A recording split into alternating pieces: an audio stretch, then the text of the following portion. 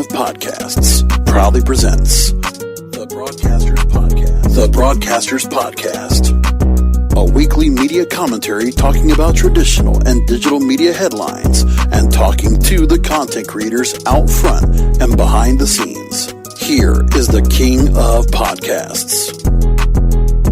As I do hold the title of the website, the handle King of Podcasts, I will go ahead and speak on behalf of the podcast nation, podcasting world, and congratulating Joe Rogan and the Joe Rogan Experience in gaining a $100 million contract to join Spotify, bring his podcast, which will be done in audio and video form as I'm learning, will be done in video form as well. You will catch it now exclusively on Spotify. So this is a big story. And there's a lot that really goes on with podcasting. What really changes this? Because when you really look at the history of podcasting, we've seen a lot of networks trying to get out there and try to get their mark on creating a full portal where all the podcasts are in one place. What's happened so far in podcasting is we have seen certain platforms really try to get themselves into a spot where they can be noticed the most. And there are some great podcasting platforms. Listen, among the ones that this program, the Broadcasters Podcast, is on, you can catch it on Spotify, Apple Podcasts, Google Podcasts, Stitcher, Spreaker, iHeartRadio. It's all there. And so is Joe Rogan. But Joe Rogan has been, for the most part, very prominent on YouTube, even though you can find his show on a lot of their podcast portals. And here he is. Never thought we would get someone that would get so much value, because I compare this deal in very much the same essence as Howard Stern's deal in 2006 when he moved to SiriusXM. Equal. It's not the same kind of money. No.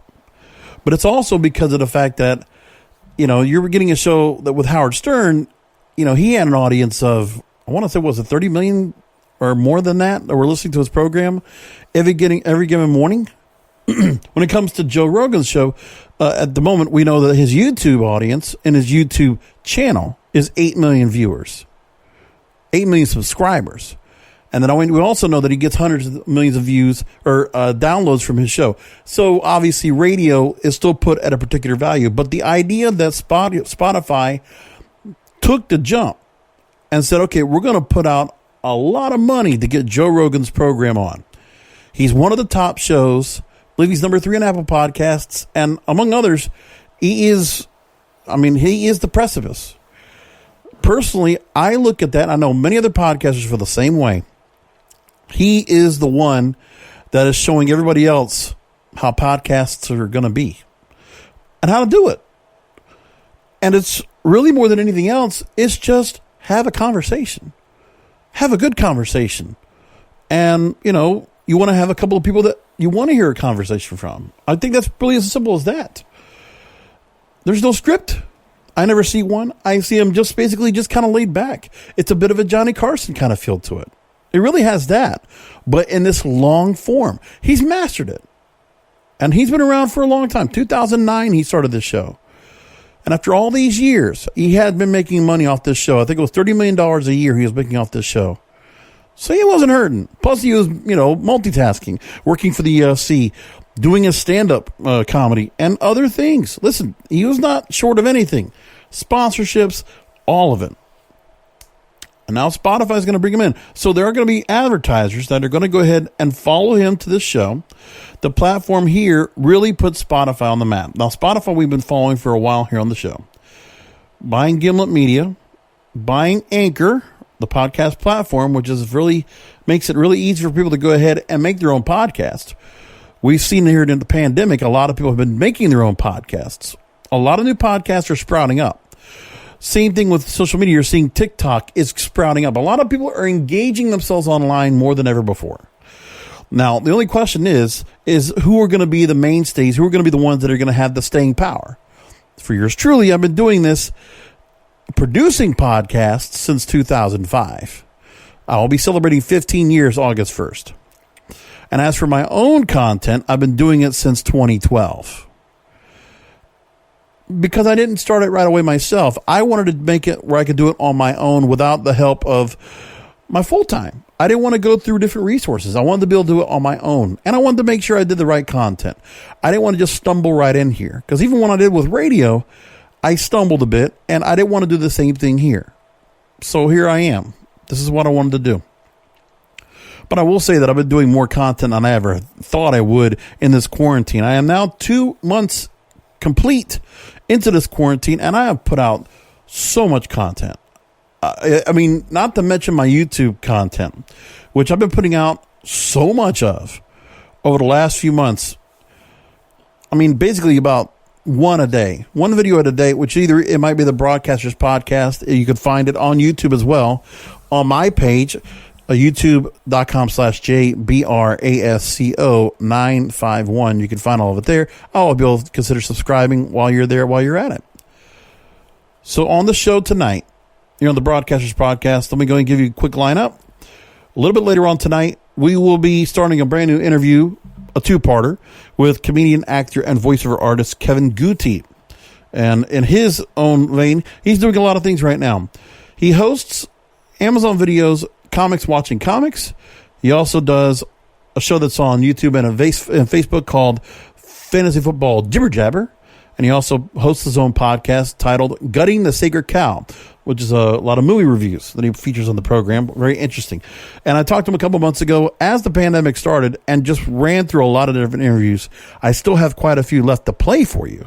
But again, I had a nice 3-part series with Dave Pratt last week. I hope you get a chance to catch all that. And also, if you're catching, I'll put a lot of the full interviews on the YouTube channel. If you want to listen to it without all the things going around it and without having to listen to the whole headlines, if you want to listen to just the interview itself, you could catch it on the YouTube channel. I put them up after the fact. So when I need to go and post something up, I'll go ahead and put them together out of being 2 parts, and then I'll just put them into one full-length interview afterwards, and I'll make it available. So that's one of the other things I wanted to make sure you knew about as well. So Kevin Guti will be playing back that interview for you tonight and next week here on the Broadcasters Podcast. By the way, last couple of weeks I've actually been working on the graphics. So hopefully you like them a little bit better. Trying to, polish everything. A lot more with video, a lot more with audio, a lot more with graphics. Just trying to harness and really, sharpen my skills. Add to my tool belt, which I've been doing a lot of, and learning a lot about monetizing the show and making the most of trying to get people to go ahead and help support this show so I can do much more with it. And one of the things you can definitely help me out with is going to my special Amazon link, kingofamazon.com, which right now, if you are looking for supplies when it comes to finding, supplies that you need for home, cleaning supplies, hand sanitizer, or just things for the home to make your home even more comfortable while you are at home, because you're spending so much time at home. Hopefully not for so long. But I know there are going to be many of you that will be adhering to social distancing. You'll be doing as much as you can to stay at home because you want to. Everybody's trying to say stay at home, stay at home, stay at home, wait for the vaccine. If you feel like that, God bless you. Go right ahead. So the thing is, people are going to still, even when we get ourselves to a much more normal status as everything's coming back, we're seeing Universal Orlando, theme parks are starting to reopen up next month. Vegas is opening up this weekend, among other things. So we're starting to see the reopening of the economy. We're going to look at what Hollywood is doing right now, because there's a lot of changes to that. We're looking at odd things when it comes to the movie industry and how movies are going to be brought into the theaters and things like that. Interesting creative ideas out there as well we got to talk about. And then I'm also going to go ahead and dive in more into the plans that are going to be happening when it comes to the hindrances that New York and California have as two major media meccas, and how they're going to try to get themselves back on board with production, with content, with, television, music, movies, radio, everything. We'll look at also everything when it comes to cable TV, a story that I read about fearing the end of Comedy Central. The music industry, after everything's all said and done, can nearly double in value by the end of the decade. There's so much to be talked about here. We're going to go ahead and bring it all up here on the program. Let's get started with Joe Rogan, because that deal was monumental. Seriously monumental. So let's go ahead and talk about what has happened. So on Wednesday, it was announced that Joe Rogan is going to be bringing his podcast exclusively to Spotify and a licensing deal worth more than $100 million. And this is according to the Wall Street Journal, who first reported it. The agreement is one of the largest such deals in the rapidly growing podcast business. The comedian, television host, and MMA commentator has become one of the most influential and lucrative podcast hosts in recent years, especially with his popular video podcast format on YouTube. He's age 52, Joe Rogan, and so far he has withheld his podcast from Spotify, saying the streaming service doesn't pay enough, and he had been generating significant revenue on other services such as YouTube. His full library dates back 11 years, and it's going to join the service September 1st. And then what happens is his video podcast, which will also appear on Spotify, will no longer be available on YouTube. But from what I've read, his video clips, so there'll be highlight clips that'll be still available on the YouTube channel. And that's the plan. So it's moving, and it's an adjustment. But will that be enough for people to go ahead and move over to Spotify? Listen, Spotify is a great platform, and I'll admit myself, it's not one of the first places I really think about when it comes to going there for podcasts. They're working their way there, Spotify. But, I mean, overall, Spotify is, in a battle with Apple, has been doing very well. And it's an amazing platform. It really is great. It's stable. It's solid. It's pretty well. And I do like the constant changes that they make. I can't help myself thinking that Spotify is a music app. I haven't really got myself around for looking at it as a full-fledged audio app with podcasts, because I've kind of gotten used to listening to other places for podcasts. I mean, my go-to has been Google Podcasts. I like the app. It's simple, and everybody's on there. But Spotify also the same way. I mean, my own stuff is there, but it is interesting the way they have it set up. I mean, and that's the reason why podcasts are separate and standalone. Now, Spotify doesn't do that. Spotify's everything is all in one shot. But again, it is the monetization, where if you're posting your content on Spotify, you know, it's whatever it is. I mean, yes, your content, if you're embedding ads or advertising in it, it's going to be there. But my thing is that, yeah, there are other places I have where I can try to monetize my podcast, and others can do the same thing. Because there's a whole discussion you can have on having the quality, which Joe Rogan's program is perfect. I mean, the sound quality, look at that studio is nice. He's got great equipment. It's well produced because it's simple. It's not. They're not overly produced. It's not overhyped. It's not overly scripted. Nothing like that. It's well done. It's really simple. Now, as of this past Tuesday, Joe Rogan's podcast is number 2 overall of the top of Apple Podcast ratings. Sponsors that he has right now include 23andMe, Dollar Shave Club, and ZipRecruiter. Spotify has spent hundreds of millions of dollars acquiring entire companies. And we mentioned Gimlet. Bill Simmons, who was originally from ESPN, and then he also had Greatland. He now has his the network, The Ringer, that was brought over to Spotify. The deal would probably make him more than $100 million based on milestones and performance metrics, according to the person familiar to the story. Now, Joe Rogan said on his show, quote, "We're going to be working with the same crew doing the exact same show. The only difference will be it will be now available on the largest audio platform in the world." And he also assured fans that this podcast will still be free on both Spotify's ad-supported and premium tiers. So you're going to still be able to listen to the show, which is great. The freemium model will have it. And that's one thing that Spotify does have that they really do. You know, for Spotify, it's going to give them audience. The traffic they need right now, they're going to drag a lot of traffic over it. By the way, this deal begins September 1st. This is going to really bring a lot of people to Spotify. It's going to drag people over. Let's talk more about what that's going to be. But one more thing, I'm going to take a story here from Media Confidential, that this is what's being brought up. One story I have here, why Joe Rogan's Spotify deal is a game changer. So now, here is what he says. And listen, if you read this story, you could almost put Howard Stern's name from 15 years ago into the same spot. Seriously, I mean, you could argue this, and I think it's an easy argument to make that Joe Rogan is much more viral and much more popular than Howard Stern is now. And it's not as if Joe Rogan is trying to compete. There's not. It's a different platform. Okay, Howard Stern dominates satellite. Just satellite radio, which is just another freemium audio model. But you have to have satellite radio to get it. That's a different story. So it's a very premium model and separate. So you really got to have that out there. You really have to be committed to it. Podcast Insights ranks it as the second most popular podcast available. And I believe This American Life might be first. I'm not sure. I think it's an NPR show.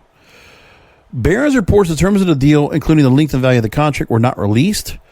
And even this writer says that this deal is akin to Howard Stern's move from free radio to Sirius XM in 2006. Up until now, nearly all podcasts have been available on multiple platforms, meaning that listeners had no particular incentive to choose one platform over another.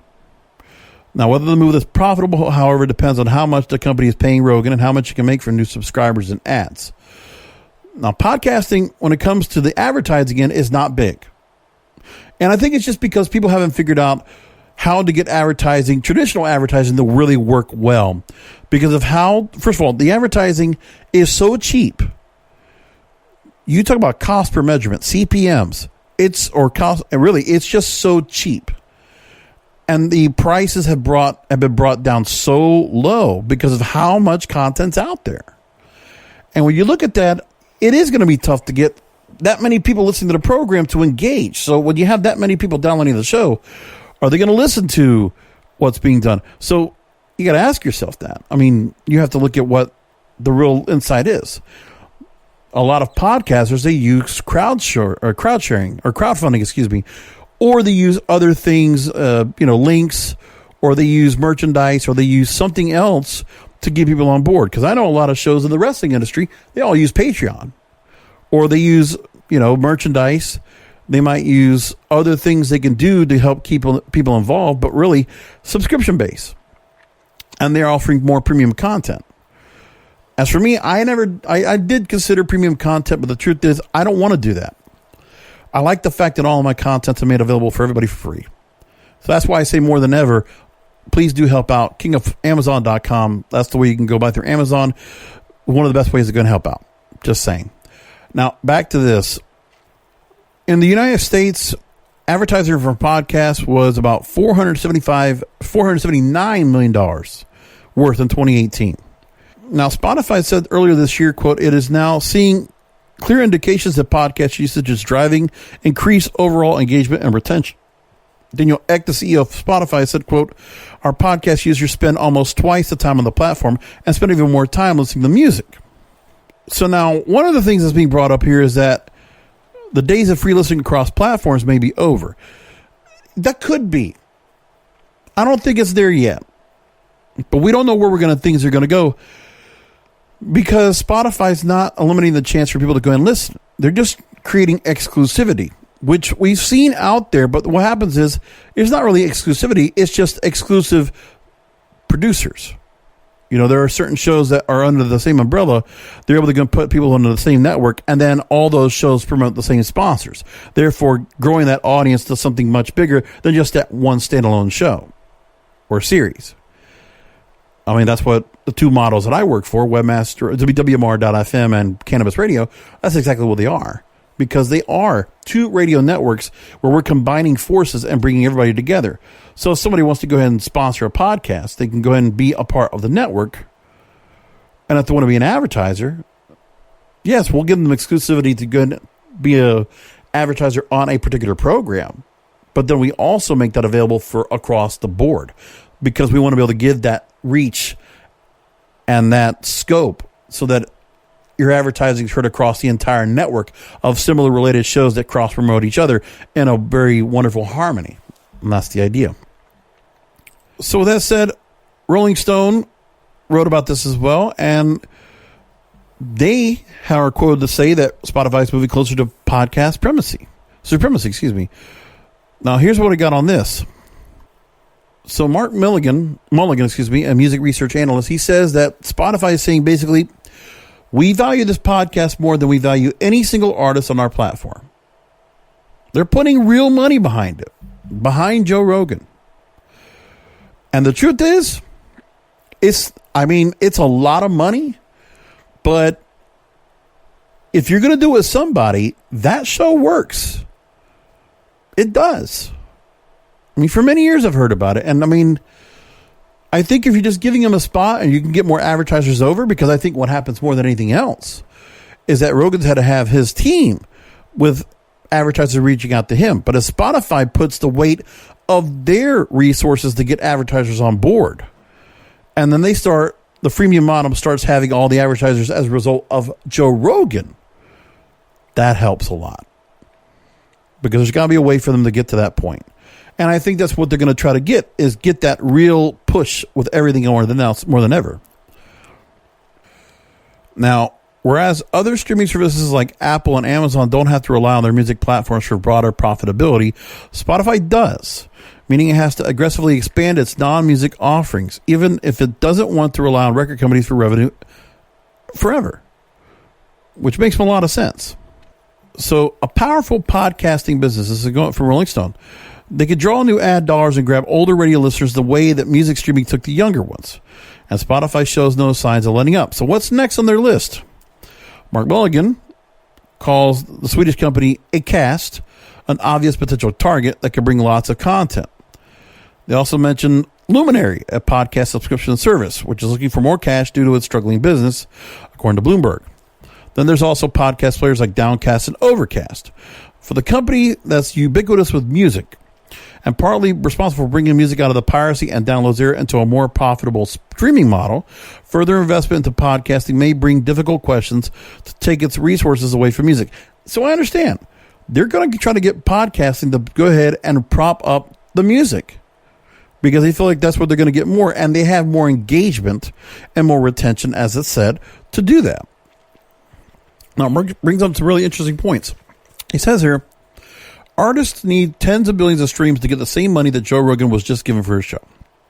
Now, Spotify wants to push back on rates fees because it says it can't afford it, and yet it spends $100 million on a podcast.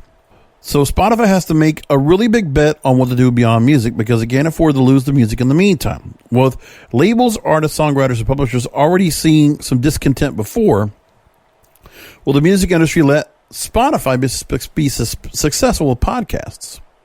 They also go through the other deals with Ringer, Gimlet Media, Anchor FM, the Joe Budden podcast. By the way, Joe Budden was actually the first streaming service that got an exclusive airing deal, or his podcast was the first one to get an exclusive deal in 2018. But this is the biggest one. It's a huge, huge move.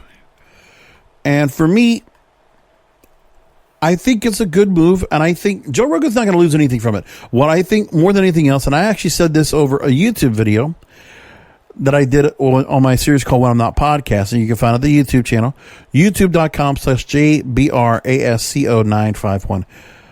Please subscribe and check out all the content. I put a lot of content every day, as I'm doing it right now during pandemic. I'm going to try to keep up as much content as I can per week to keep it busy. So for Joe Rogan, it should be no real change for him, except for the fact that his advertising is going to probably be a little bit amplified, and he might get some new advertisers on board. So Joe Rogan just needs to keep doing what he's doing. But more important, in my YouTube video, I mentioned the fact that he's got to be able to go and keep his audience there simply by being able to go and keep the same creative content that he's been putting on for years. So if there are certain guests that might be controversial and outspoken and really are just out there, then those shows need to be continuing. So I think for Joe Rogan, more than anything else, he's not going to really position where he has to have guests on that are going to really steer where the show goes. It's just whatever he has at a time. It's whoever he books. So it's not more than anything else. It's just whoever he gets into a studio at the time. And that's pretty simple as that. And I think it's good. I mean, Joe can just finish whatever he needs to do right here. Again, you're never going to get a deal like this in terrestrial radio. Would never happen. And we would never work. But Joe Rogan's podcast only works as a podcast. Period. I mean, even Howard Stern's program does not fit as a podcast, not necessarily. It's made as a radio show. And I don't know if Howard Stern would actually do a podcast alone. I know it's in podcast form, but I don't think it would work that way. So interesting when I first started this business about how people were so down on podcasting. And look at where we are today in 2020. 10 years ago, I never thought we would get to this point. Because podcasting was like a redheaded stepchild to radio. And look at Spotify plucking down $100 million. Because across the board, people are seeing real difference when it comes to podcasting. People can actually make a living off of it, or they can make a significant amount of income. It's a great marketing platform. Now, for Joe Rogan, it just happened to be something he was doing. He put it together very early on, which was the very important thing for him. He started doing these videos early on and just started getting overnight, just grew it and got to this point. Because for a lot of podcasts, it takes some time to get some traction. Trust me, I know.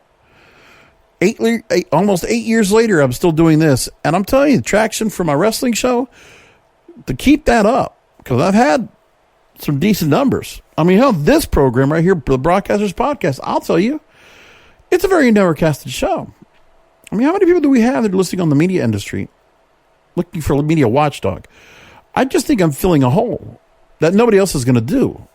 Like even the radio industry, there are a couple of podcasts I've heard about it, and I don't really I mean, I tried to listen to them, and I wasn't really just there about it. It just was hard for me to listen to. So I felt like I needed to do something. I wanted to do something because there's a lot I could say on all these subjects. That's why I decided to put this podcast together. But I'm telling you, even with the amount of time that Joe Rogan put into getting his podcast up where it's at, I mean, he's got some advantages because he is a celebrity status. He is recognizable. People know who he is.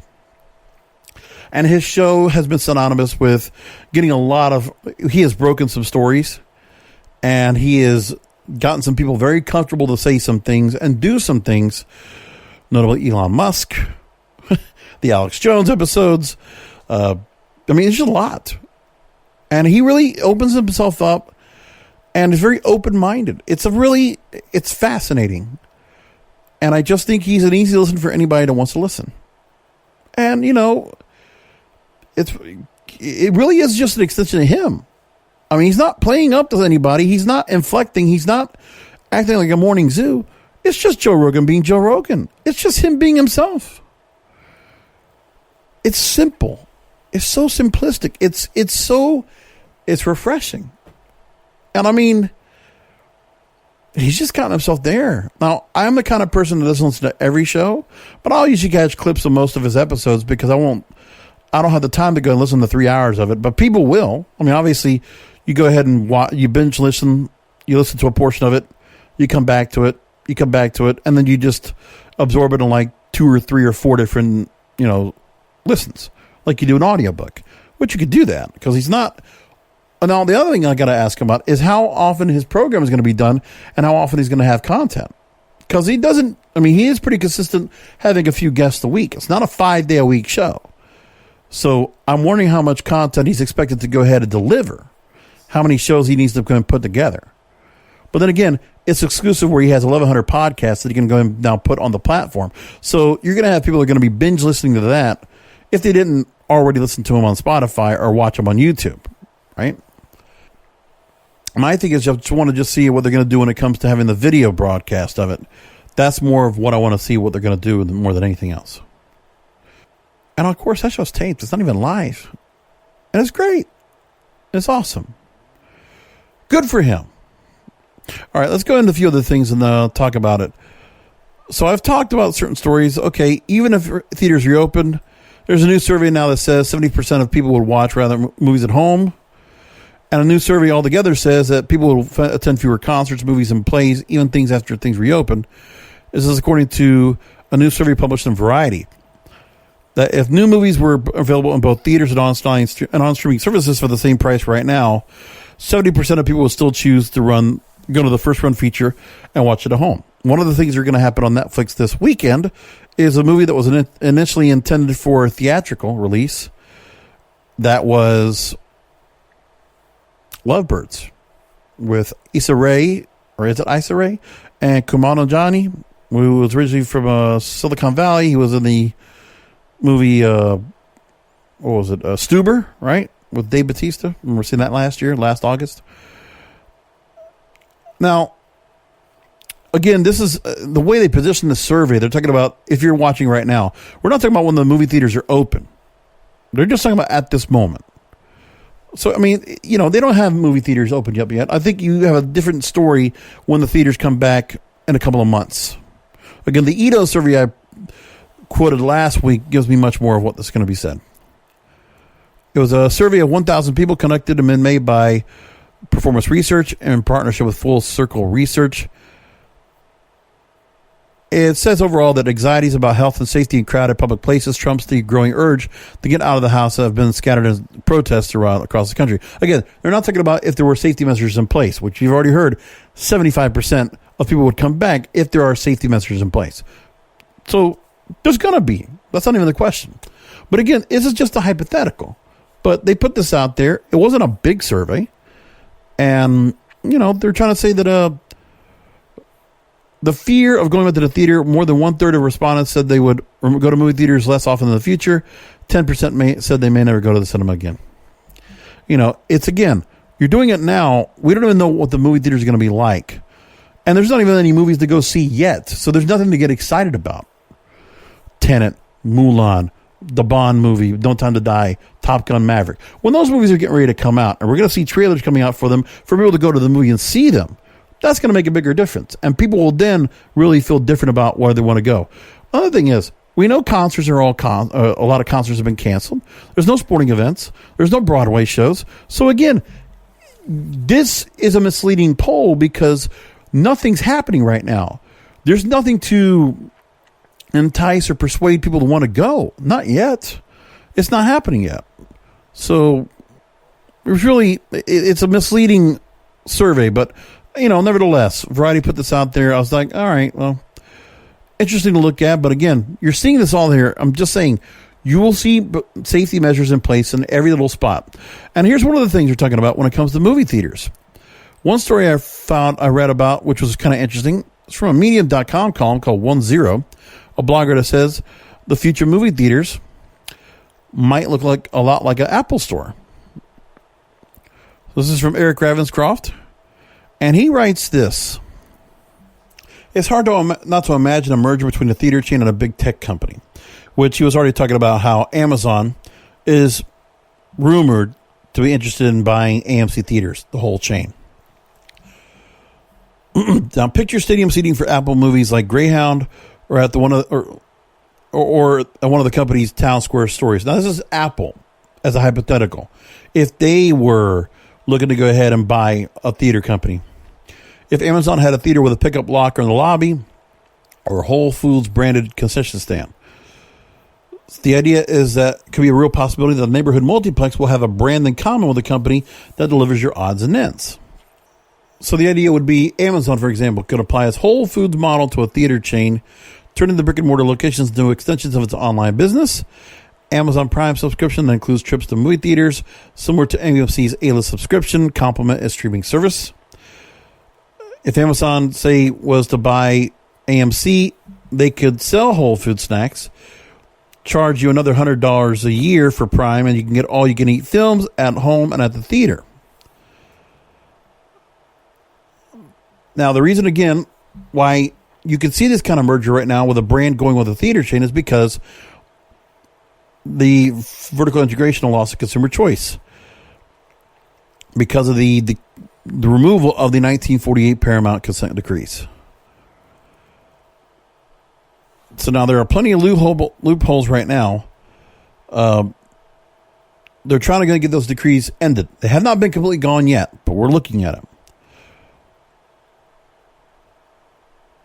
This is also said to be a maneuver on Netflix's part to sidestep strict windowing rules that the major theater chains use to force studios to grant an exclusivity period before films appear on streaming platforms on to rent.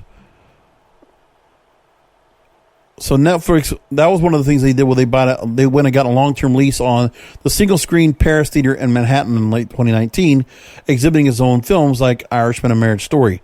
So they bought one movie theater, but what if they bought a chain? What could somebody else do if they bought a chain? Because the idea is, with all these movie theaters not able to come back, would somebody else go and swallow them up in their time of need when they're vulnerable and they could be acquired at a pretty reasonable price? That's the idea of what's being brought up here. So as indie media shifts to subscriptions, theaters are increasingly positioned as event destinations. The shift could contribute to the theme parkification of movie theaters, making them more attractive to tech and studio giants. For as important as the merchandise is to franchises like Avengers or Star Wars, the merchandise is starkly absent from theaters when movies are shown. Amazon could feasibly sell overpriced action figures, ship them from the nearest Amazon warehouse, and theaters just as easily as sells overpriced popcorn.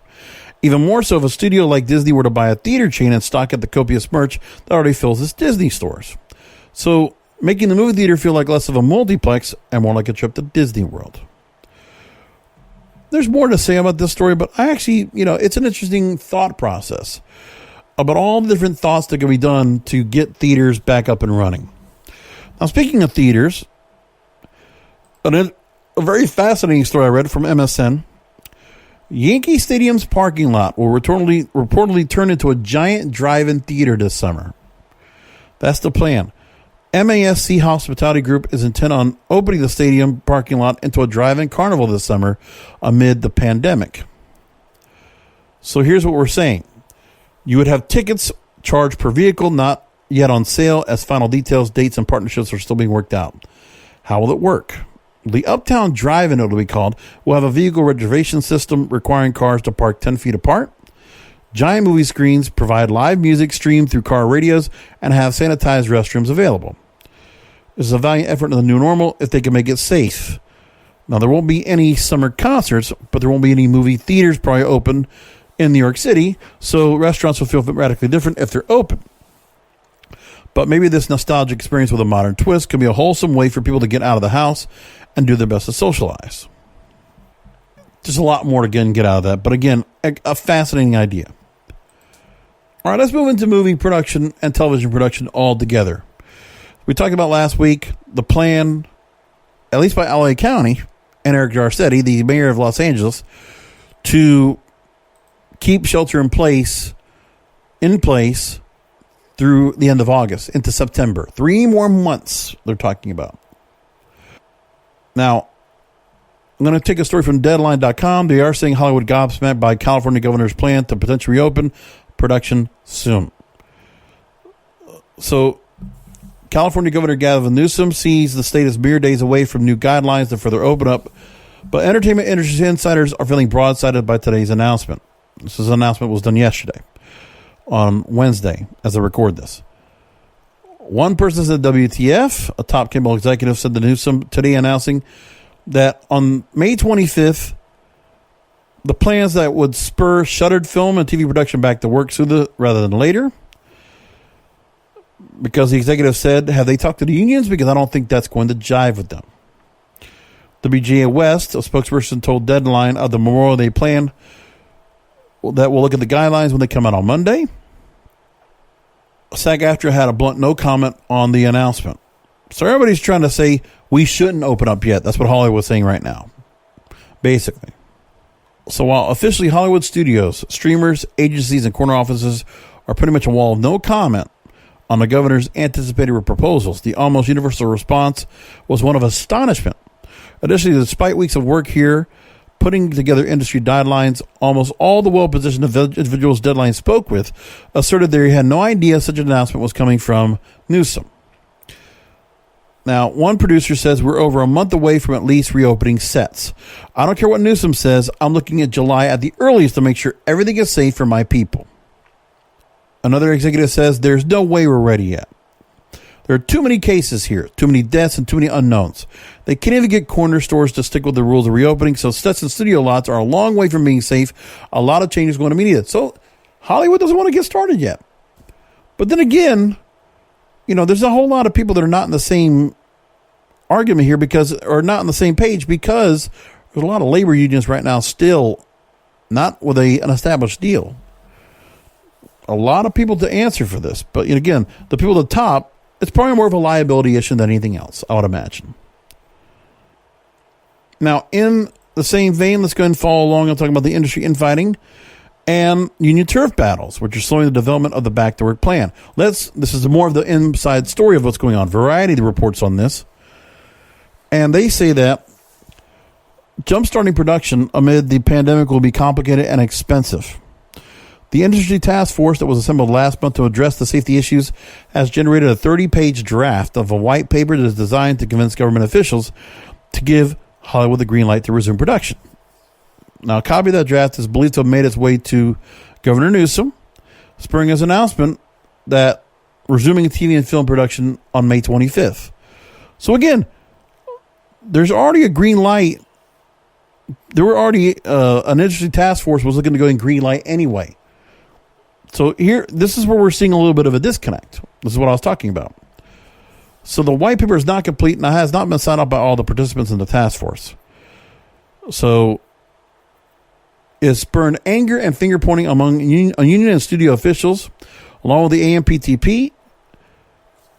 And one source told the major guilds at Variety that though they have been reviewing the guidelines, they were not involved in drafting the plan.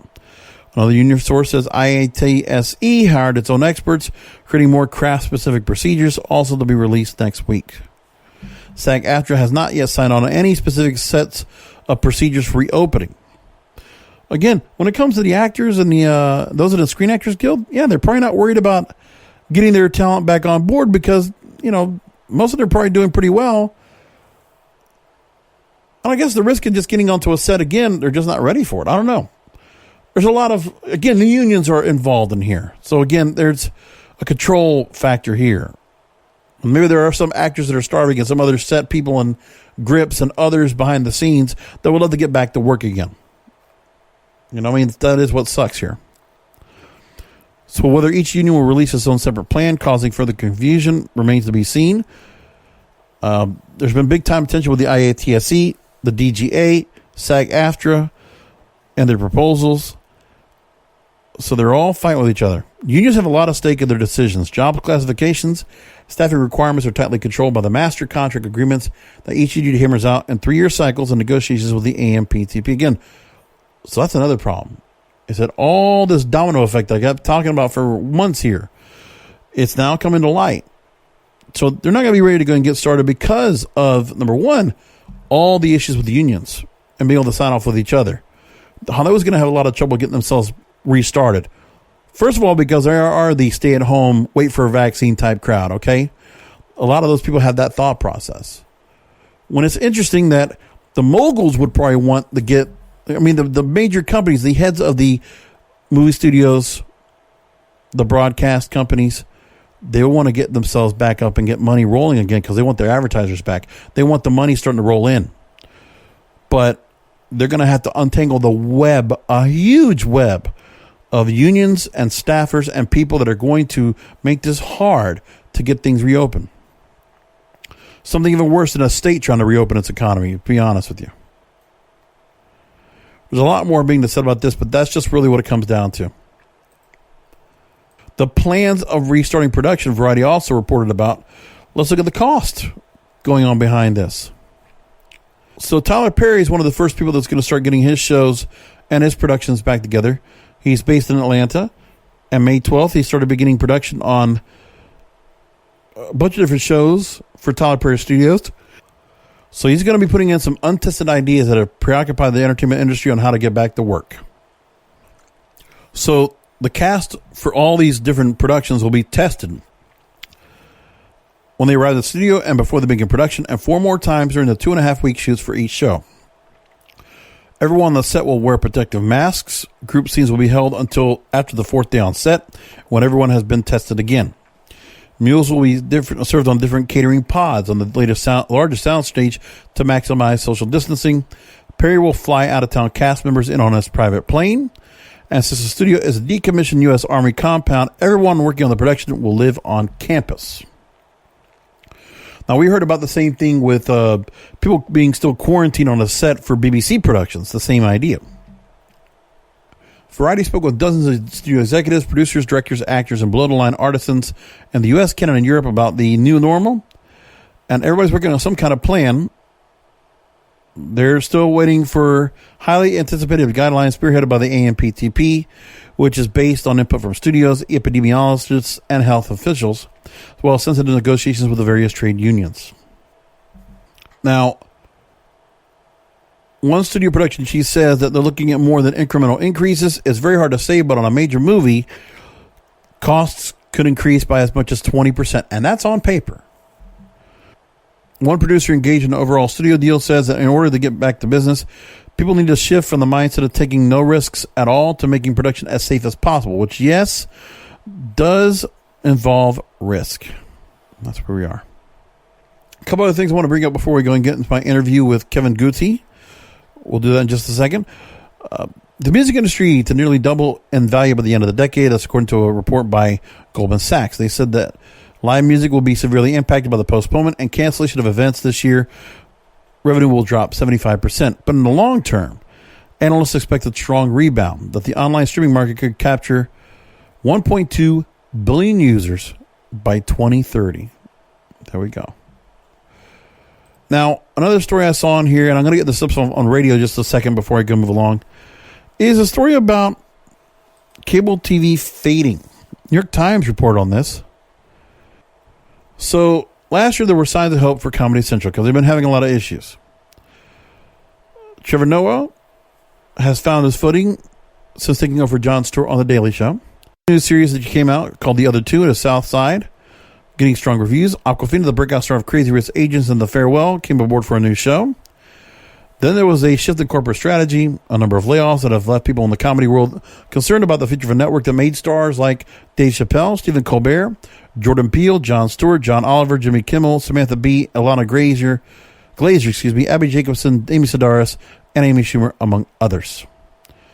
So a number of senior executives of Comedy Central have been pushed out. In the last week of April, most of the network's talent and development team was let go too. The changes were a result of a merger from Viacom and CBS. The deal was intended to save $750 million, much of it through job cuts, reshaping the company for a time when streaming is on the rise and cable's fading. The original longtime Comedy Central president, Kent Alterman, was shown the door. One of the few shows that actually got a little bit of praise was Broad City.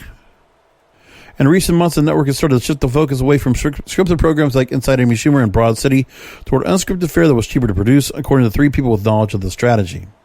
Now, in this story, it's from the New York Times, they said it's a bleak time for comedy. So more than a dozen executives, producers, managers, and comedians have worked on Comedy Central projects.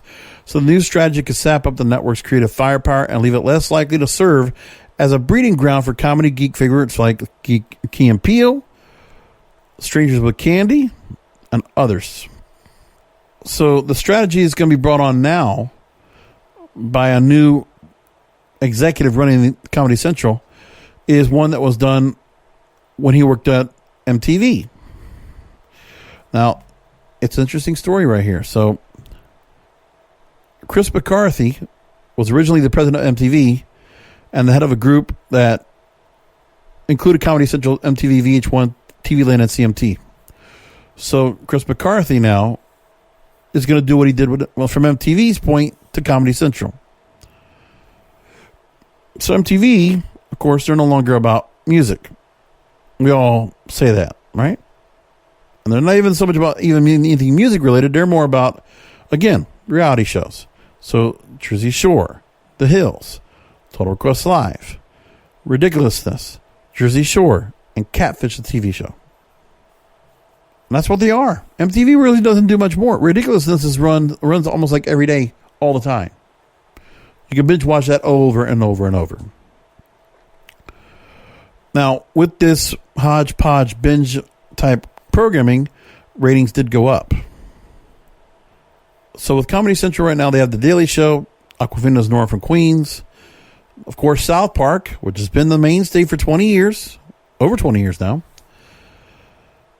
They also rerun shows like The Office and Parks and Recreation. And now they're going to probably be more repeat heavy. And that Comedy Central will embrace new content, particularly movies, animated projects, and unscripted shows. So do animated projects, well, what does he want to do? Go up against Adult Swim or Comedy or Cartoon Network? It's not a good idea.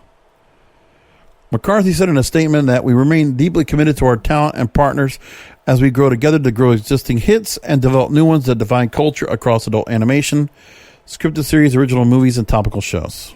The hallmark of the Comedy Central brand for almost 30 years. So the New York Times feels like we're going to see another MTV-like program. And again, it looks pretty shitty. You're also dealing with a lot of issues where you have streaming that has been just taking over and Comedy Central's a casualty. So you have all the Netflix specials that are going to really the newest and most viral comedians there are out there. Netflix has the top stars in Jerry Seinfeld, Chris Rock, Dave Chappelle, and others. They also spotlight on rising comics like Ali Wong and Hannah Gadsby. And then never kept all their talent. All the people they had underneath Jon Stewart on The Daily Show, Colbert, Samantha Bee, John Oliver, all at the different networks. And they have tried other people to come on board and host programming after Daily Show. They tried Larry Wilmore, Jordan Klepper, David Spade. And now Trevor Noah's show is 45 minutes as opposed to a half hour. So now Comedy Central could be more of a feeder to the platforms. Streaming, Viacom CBS recently made a deal to sell the South Park library to HBO Max for $500 million. We talked about that on the show. And the company is engaged in talks with other streaming services, including HBO Max, about selling some current series and library content, according to two with knowledge of the discussions. So again, they think they're going to bring in more viewers with new scripted series at a lower cost. But people don't feel like they're going to get the same Comedy Central. And that's what they're fearful of. Well, I mean, there's a point where you got to say to yourself, is there a need for Comedy Central? I mean, ESPN is still a relevant thing because of all their deals and everything they have. But you're taking a lot of the livelihood from there. So comedy doesn't have to be relegated to one channel. But because of all the good that the channel did, makes the biggest difference. So they're probably not going to stay around for it. One last story, we go to Kevin Goatee. Broadcasters moving closer to needed majority to block radio royalty in Congress. This is a story I wanted to bring up last week. I'll bring it up here. So, the number of House members opposing a performance royalty over the radio airplay continues to inch toward the majority needed to block any bill from passing. So there is what's called the Local Radio Freedom Act, a non-binding resolution. The aim is to block any efforts for a performance right to be approved. Quote, Congress should not impose any new performance fee, tax, or royalty, or other charge relating to the public performance of sound recordings on a local radio station, or for broadcasting sound recordings over the air, or any business for the public performance of sound recordings on a local radio station broadcast over the air. Yeah. Why is Congress blocking royalties?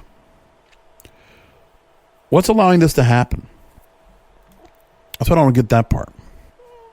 There's also another act, the AM/FM Act, which was originally part of the Music Modernization Act until they split it off, and Music Modernization passed.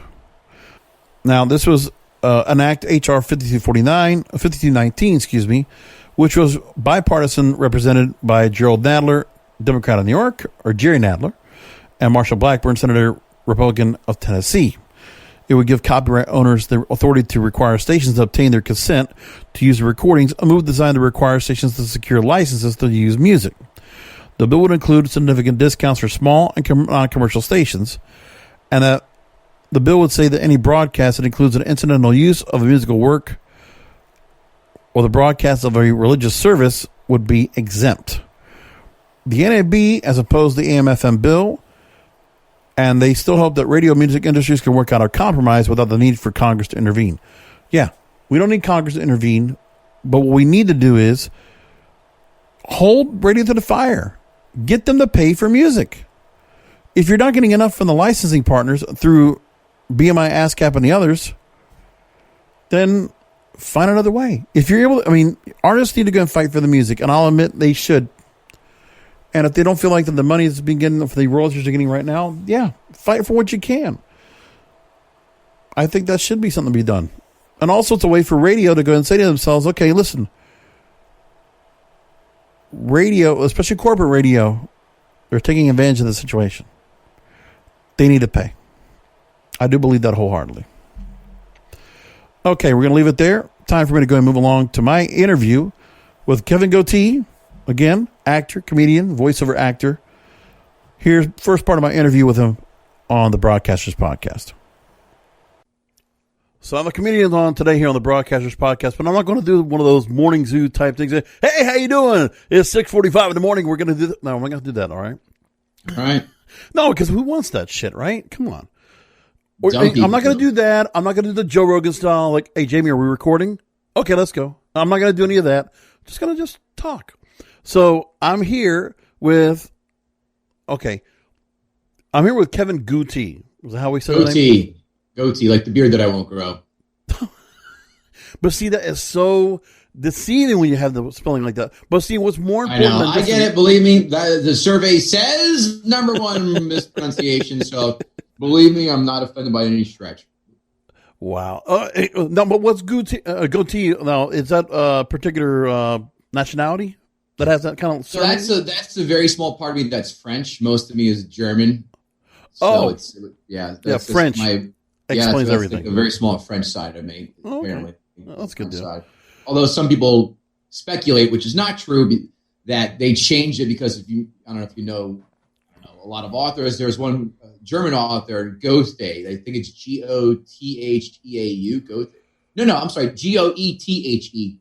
Right. And they thought my ancestors might have changed it because of the war with the Nazis and shit. But I was like, nope, we've been here long before. So I had to do a family history report when I was in college.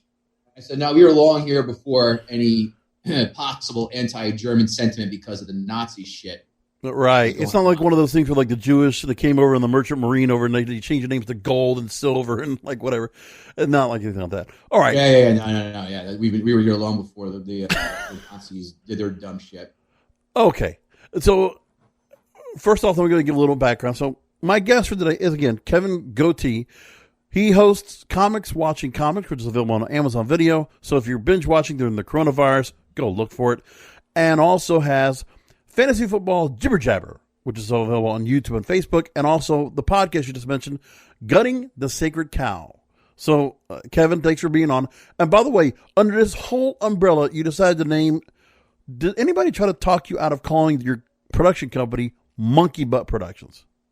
No, I haven't, because once I tell you the reason why, you'll get a good kick out of it. So it's named after my daughter. That's her nickname because she had a pair of pajamas with a monkey on her butt.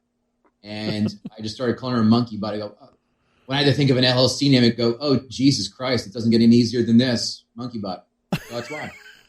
Now, are you going to keep that name when she gets older? Are you like, Dad? Yeah, well, maybe this could be her legacy, and I'll be goddamned if she changes what got her here. So yeah, she gets into Hollywood like on the red carpet. And all of a sudden, Dad comes and joins her. Hey, so what do you think about your daughter? Oh, Monkey Butt. Oh, I'm sorry, didn't mean to say that. Yeah, that's her nickname. So I'm sure when she gets older, she's gonna fucking hate her. But that's the part about nicknames. You can't really sit there and anyone who picks your nickname is a douche. So it's the nicknames were assigned, and her nickname was assigned. I said, well, it's a cute way of, because you see a lot of production companies naming after their kids. I said, it's too easy to give their initials or something. Right. Let me just do something that's a little, inside baseball with us, or if you know us, then that's her nickname. So. Oh, the day you have a sign. If you look at the logo, if you see the logo somewhere, it's there. You see a picture of her and the logo of the Monkey Butt. Oh boy. So let me go ahead and get into your background. You've been in stand-up comedy for over 8 years. You've worked at all the big spots. Like 10 years. 10 years now, my friend. Oh. 10 years a few weeks ago was the anniversary. Congratulations. Caroline's, Gotham Comedy Club, Stress Factory, New Jersey, Taj Mahal in Atlantic City, Southport Casino in Las Vegas, and Dangerfields, which is like, to me, the grail. Dangerfield, probably my favorite comedian. Right. I got to laugh. I'm laughing only because, where are you from? From South Florida, all my life. There you go. Okay, what part of Florida? West Palm Beach. No shit. I was supposed to be there a few weeks ago last week for spring training, but that didn't happen for the Yanks. But anyway, I'm laughing because of this. When you said Dangerfield, you're like, oh, the Holy Grail. Dangerfields Rodney is Rodney. Rodney's one of my all-time favorites. Caddyshack's my favorite film. Right. The club itself is a shithole. It's a dump, and there's no one that goes there, and it's almost on its last leg. I would be surprised, nay, floored, if it survives the Corona shutdown. It could very well be, but I mean, it's still. I mean, come on, CBGB's was a piece of shit, wasn't it? But like, everybody makes a big deal. Oh, I got to play there. You know, like look at me, Iggy Pop. Here I am. Things like that. Well, they still had good bands playing there. They don't have any good people still, big names really playing Gotham. I was sorry, but you know how many good comedians are left, honestly, because there's still. I mean, the crop of comedians these days. You know, and I'll talk about that in a little bit, but really there is a point where some of the comedians you have, you know, yeah, you can go put on a podcast to kind of market yourself and get yourself out there.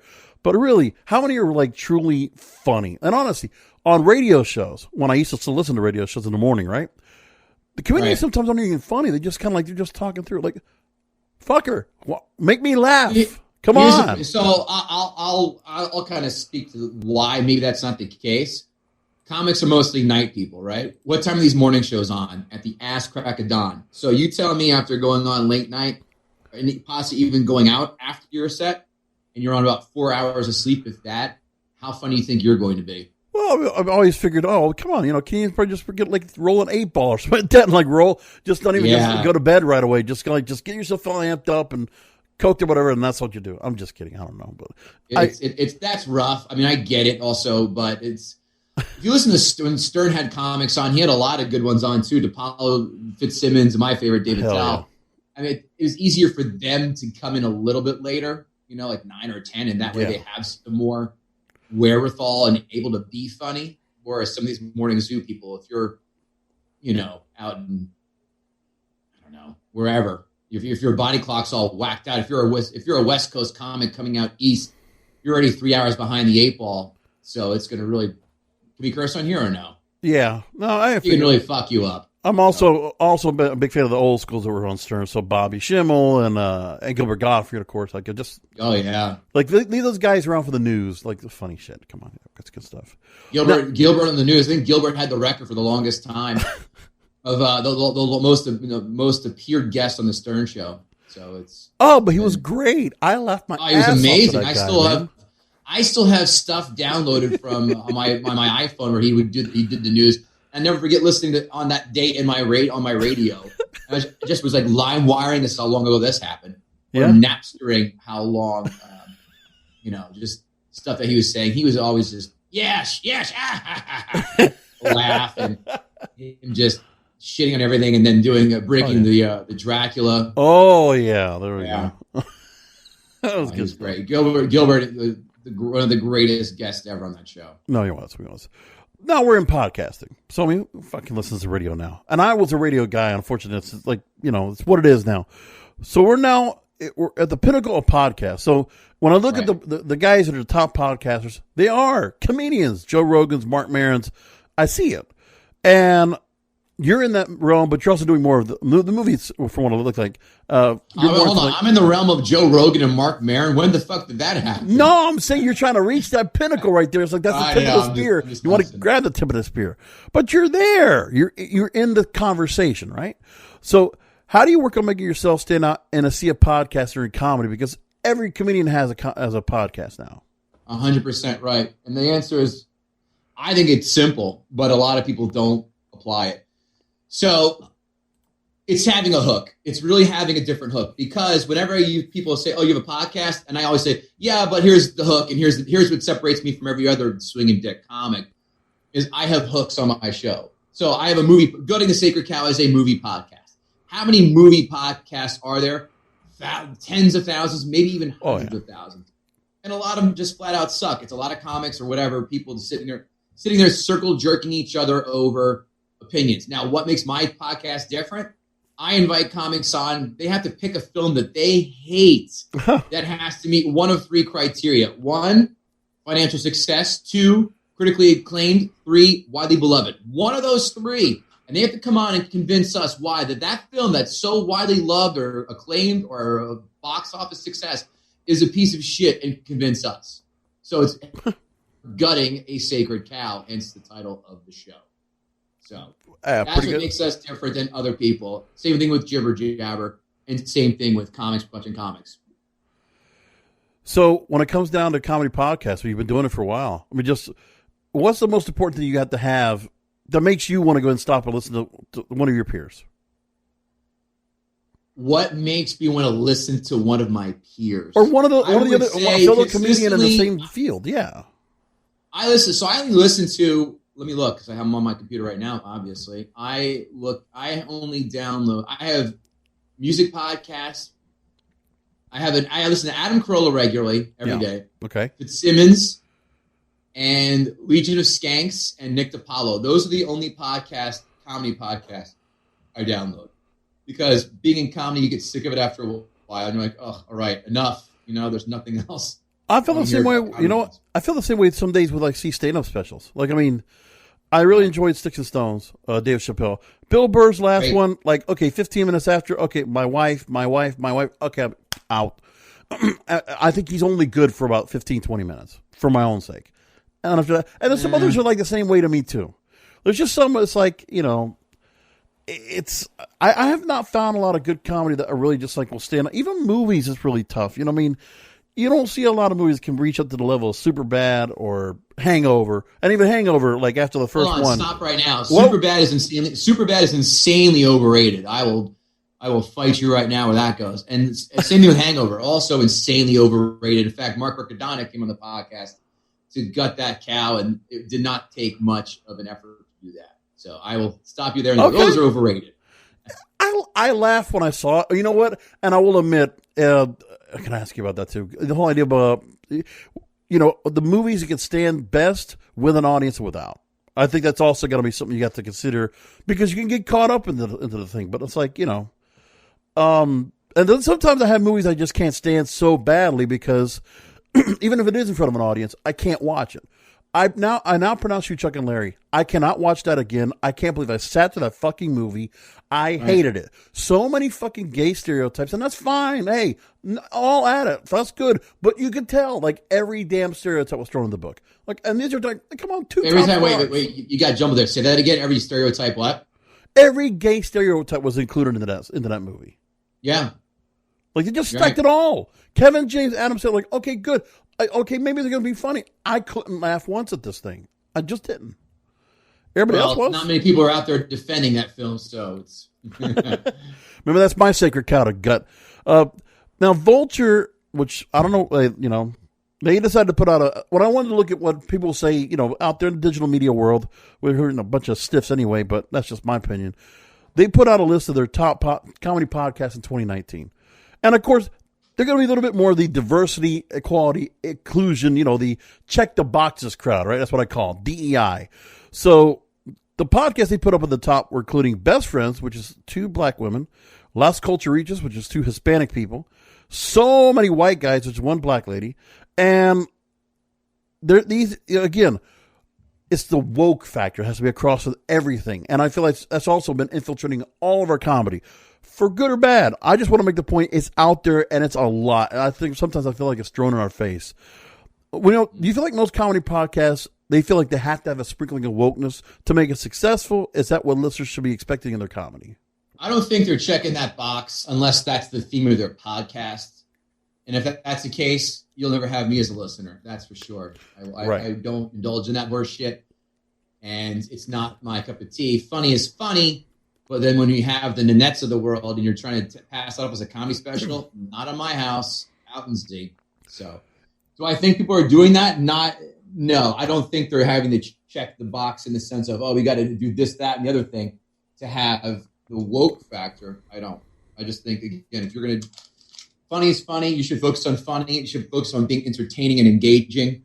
And that's what you should focus on, not checking the boxes and making sure, or for whatever reasons. But is it just feel like it gets really tough anyway to find that funny anyway, because I almost feel like the creativity in some cases is a little bit lost, because I don't know why. Newer comedians I try to watch a little bit here and there, and I can't find anybody that comes across and tells me, oh, you got to hear this guy. All of us. Last person I heard about anybody really promote to me and like say, you got to go watch this. Hannibal Buress. I'm like, other than that, I hear nobody that's telling me, they could tell me a joke that really stood out. They're just, the kind of people that would have been on Johnny Carson or, that would have been on Stern. Like, I don't see that anymore. I just feel like on all these podcasts, hey, you want to have a podcast, great. But if you're going to be a comedy podcast, be fucking funny. And I don't care about what it has to be about society and this and that. Be fucking funny. And give me a new joke. It's so hard to find. I can't agree more. It's a lot of that is that. Look at a lot of the specials coming out. You'll see it's not as special to have a special as it used to be. No, remember back at HBO would have their specials, and that was no one missed that. That literally was the beginning of can't miss TV, must see TV, or whatever that was. Oh, the one night stands, the young comedian specials. That shit was fantastic. Yeah. Now you got I mean, I think the first one to really make you scratch your head on getting that one was the Gerard Carmichael one where he sat there with this notebook on stage. Even my wife walked by and go, "What the fuck is this?" Where he has his notebook on stage, like on HBO. Yeah. Nope, not in my house. Out. No, I mean, look, it's gotten to the point where Comedy Central, they can't even put that much content. They have to put South Park on 15 hours a day. You got nothing else. Kind of just stuck in a spot. Well, that's what got into the dance. I mean, that's what still brings the ratings in. So that's. Oh yeah, I understand that. I understand why. I just, but some of those cable channels are becoming one-trick ponies. They're like, okay, Comedy Central, South Park. They're not like they're necessarily going to push out Chappelle Show. I mean, yes. Play the hits. You don't go to when you go see the Rolling Stones. You don't want to hear their new shit. You want to hear Satisfaction. You want to hear. Give Me Shelter. You want to hear all that stuff. Yeah, start me up kind of stuff. Yeah, exactly. So, okay, Yahoo. They talking about the state of podcasting, and now we are recording again during the coronavirus pandemic. Our confinement is secure right now as we record this, but of course, it's going to be a couple weeks down the line, and hopefully by the time this show airs, we'll, because I'm stacking up the stockpiling for the summer. I'm hoping that, we're going to be past this. We're going to be laughing at the fact that, oh, God, I think this is all over. Good. Anyway, the state of podcasting during the pandemic. Quote, it may seem obvious that podcasting is one realm of the entertainment industry that will do just fine in the era of social distancing due to the coronavirus. Now, frequent listeners can probably rattle off a few shows they regularly record remotely. Anyway, quote, Tom Webster, he works for Edison Research, does digital trends, the surveys and all the time. So he says, we don't yet know how COVID-19 will affect podcasting, but I would say this. I've seen people assume that podcast consumption will go up as we have always had this time at home. I wouldn't make that assumption. What do you think? How's it working for you and your podcast? Are you seeing a growth right now? So we just taped our first episodes post, quarantine or whatever you want to say. Yeah. On Tuesday. We usually do Mondays. We flip to a Tuesday. So I don't know. I don't know. So I would say the last episode we had, which is where Joanne Noshczynski came in and did Grease and did a hell of a job. Uh-huh. She hated Grease, and as do I. I never saw Grease until a couple weeks ago. And boy, I know why. I made she made me break my Cal Ripken Jr. streak of not seeing it.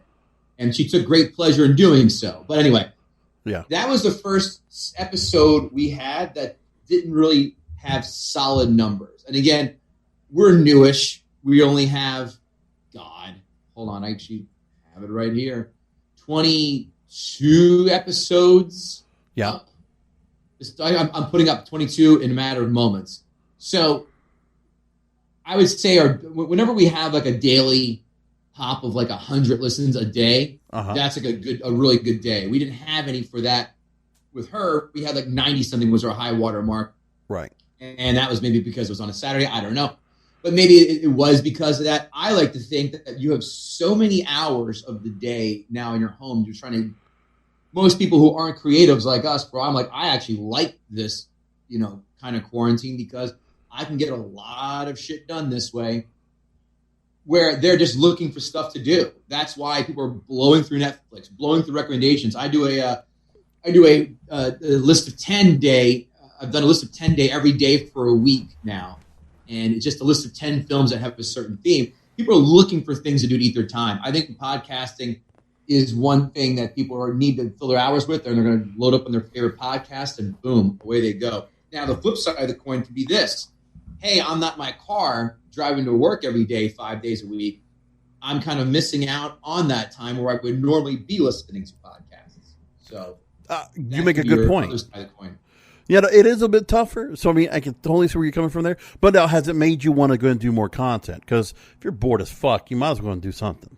I'm not bored as fuck. I have a million things to do. Believe me, I am kept busy, especially with a 4-year-old. But content-wise, yeah, I have plenty to do and doing it. So I am just stacking away on interviews right now, and it's just like this is going to be the second interview in 2 days, but I got another one later on. I'm just trying to stockpile it because it's like it's time. I feel like I got nothing else but time. But I'm a single guy, no kids. I didn't go that route, but God bless you for having kids and having a life compared to myself. But let's get to movies. All right, sure. Now, okay. From my background, I don't know how yours is, but obviously you're a movie buff. You go to the new movies. You go to the cinemas. I got a Regal subscription, the Unlimited Pass. I go there every fucking weekend. You'll catch me on a Friday night, opening night for whatever movies. And if I can catch one on a Saturday, that's where I was. Now, 2020 so far has been a tough year for movies because so many fucking horror movies out this year. And I'm like, can we get something I like? I mean, yeah, Bad Boys was good. Okay. And we got, Bloodshot, The Hunt. Those are the last two movies. Ironically, you reviewed on your blog, and those are the last two movies I saw at the theater that weekend. What was 2 weeks ago? So That's it. I got nothing else, and I haven't got myself the Netflix yet to go sit down because you know what? It's not the same without the popcorn. Sitting on a nice leather seat, watching. Wait, you don't have Netflix? Sound. No, I do, but I haven't put it on yet. I haven't resorted to that yet. I can't. I don't want to get to that point in Netflix and chill. I don't want to do that yet.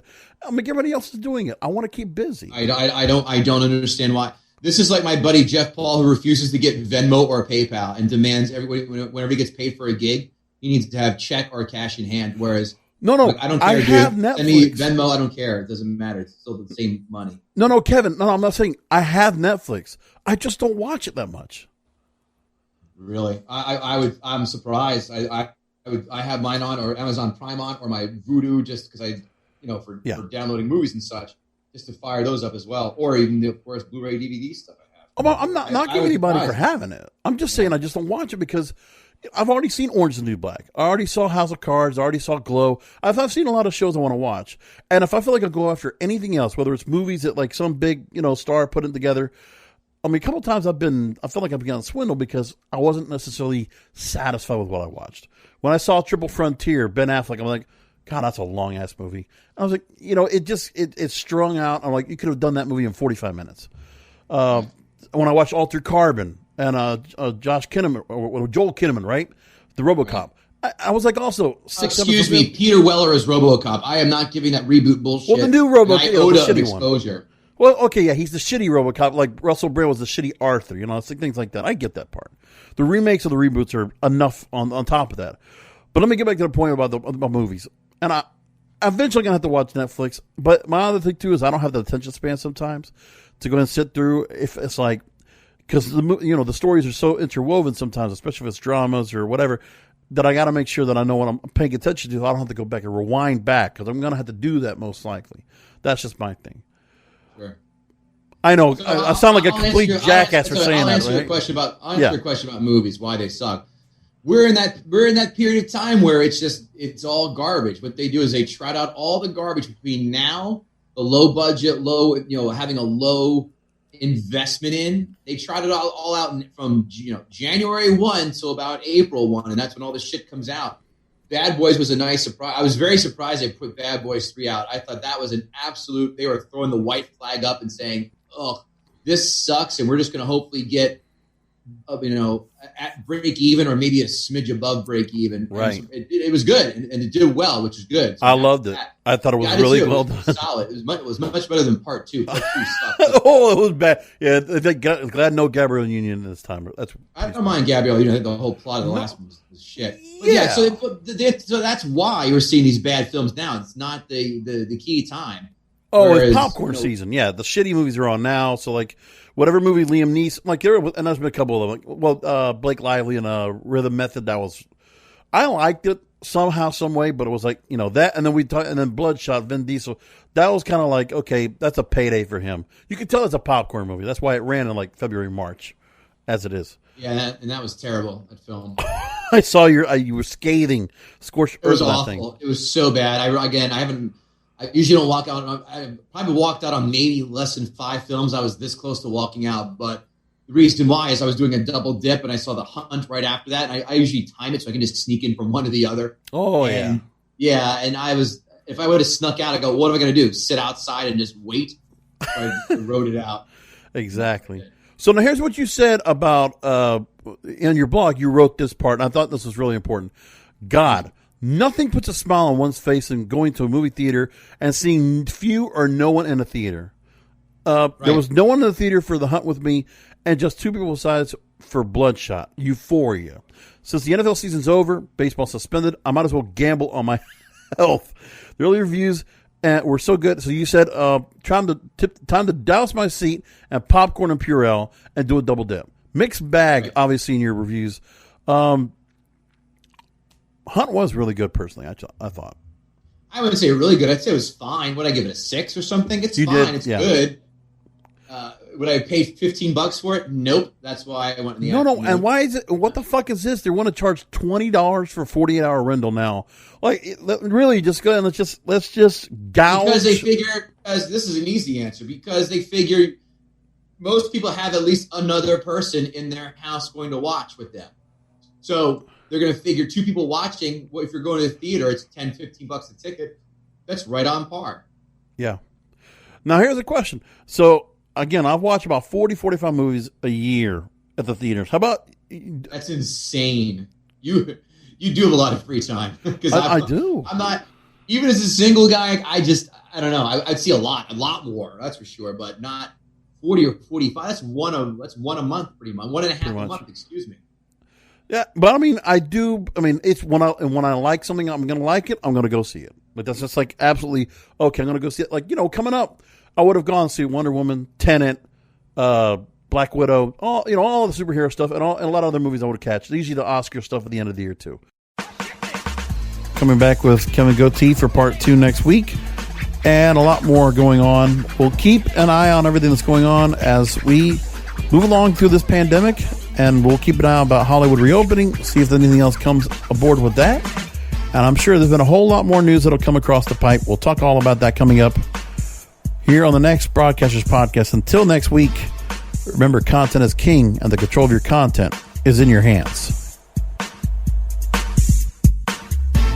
Thank you for listening to the Broadcasters Podcast, presented by BroadcastersPodcast.com and KingofPodcasts.com. The Broadcasters Podcast is brought to you by KingofPodcasts.com/Amazon. If Amazon is good enough for the King of Podcasts, it most certainly is good for you. KingofPodcasts.com/Amazon. And don't forget to check out the King of Podcasts wrestling program. The Wrestling is Real podcast, exclusively at KingofPodcasts.com.